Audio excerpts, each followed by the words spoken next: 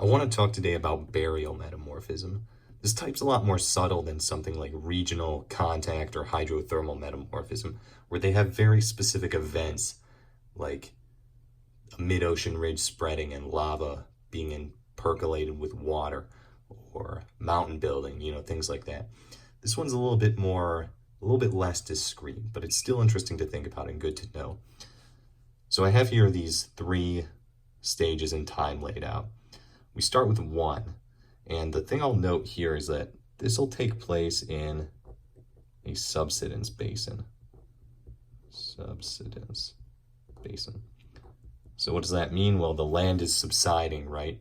So it's going to be over time gradually decreasing in elevation or increasing in depth, right? It's going to be moving down. And think about what the implications for that with respect to metamorphism, right, might be, right? We're moving down closer to the mantle. We might expect that we'd be experiencing an increase in temperature due to the geothermal gradient, right? So that's useful to know. And it doesn't really matter what these rocks here are. I'll draw, let's say, sedimentary layer, igneous layer, and some folding going on there. A, B, C. Could be anything. It doesn't really matter. What we're looking for here is changes that's going to happen to this rock mass here. So over time, let's say we get to stage 2. So our subsidence has occurred. We've gotten a little bit deeper into the earth. We still look pretty much the same here. The profile of it is the same. But now what we're going to start having,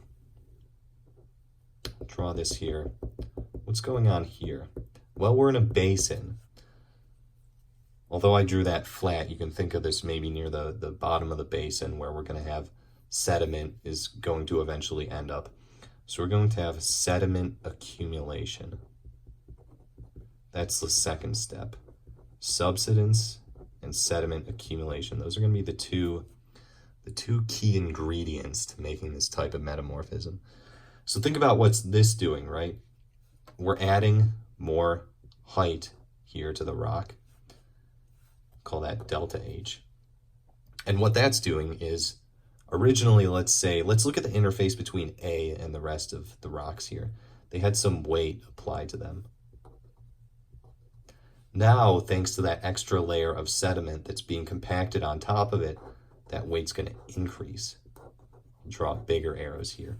And of course, an increasing weight means an increasing stress, which means at depth here, especially near the base, near the bottom of the rock on this picture, you're going to have a pretty significant pressure that it's experiencing. Okay, so I've mentioned now both heat and pressure. We have mechanisms for increasing both heat and pressure. And those are our two key pieces to allowing for metamorphism to take place. Now you might be thinking, well, gee, in something like regional metamorphism, there's just so much more pressure from, two convergent plates slamming together and building mountains as compared to something like this. And with contact metamorphism, the thermal change is so much greater, where you've actually got a molten underground igneous body that's transforming the stuff around it. And that's where I say, yeah, this is a lot more of a subtle process. So the results are going to be much smaller, but we will still, over time, as this continues to subside, right, all throughout, even at stage 3, it's the deepest it's ever been, and this accumulation has continued to go on. So we've got a real thick layer of sediment up here, applying a pretty significant weight downwards. It's moved down towards the mantle. At a point down here, we're going to probably experience some metamorphism. I say probably, we will. And you might be saying, well, I'm not sure if I buy that. Well, think of it this way.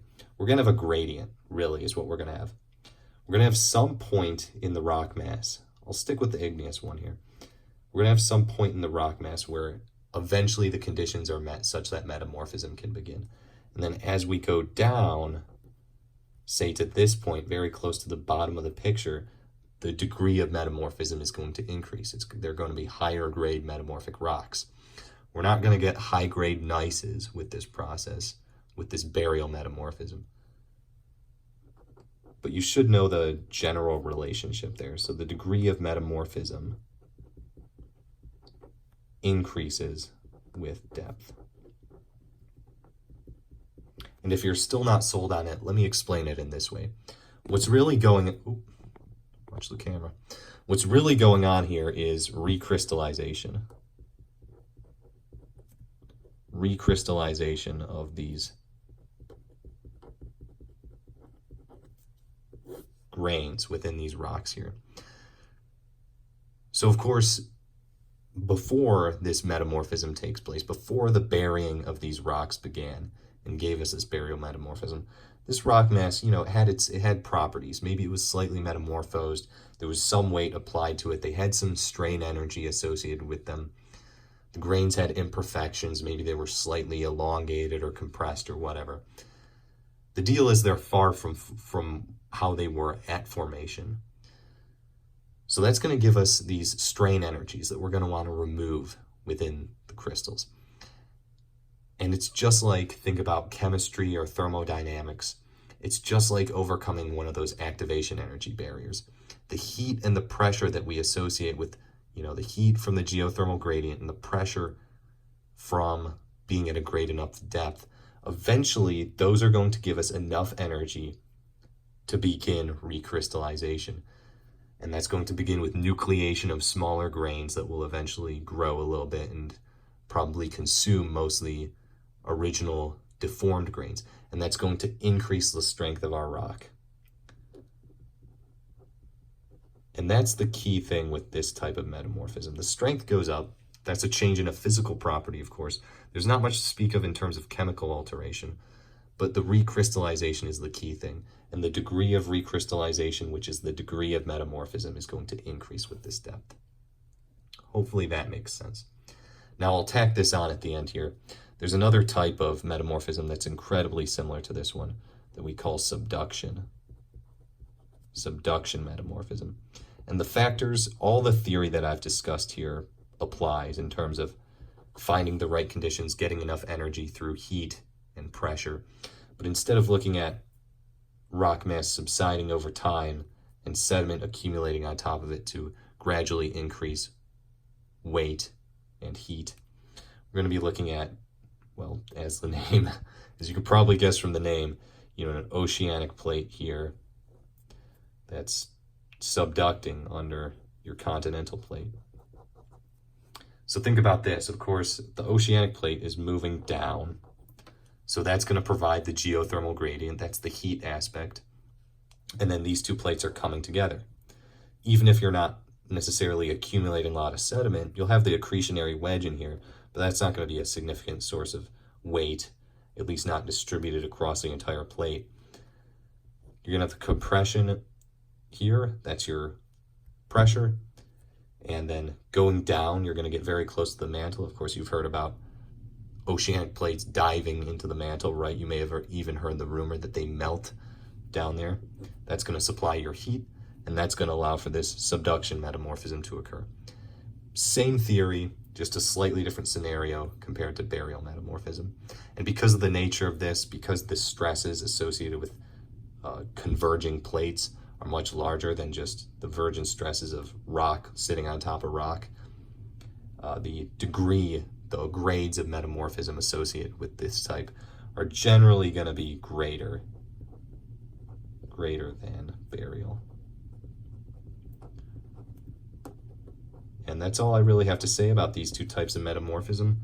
Once again, a little bit more subtle than some of the other types, but they still do occur in nature, so they're good to keep in your notebook, your pocketbook of all things geologic processes.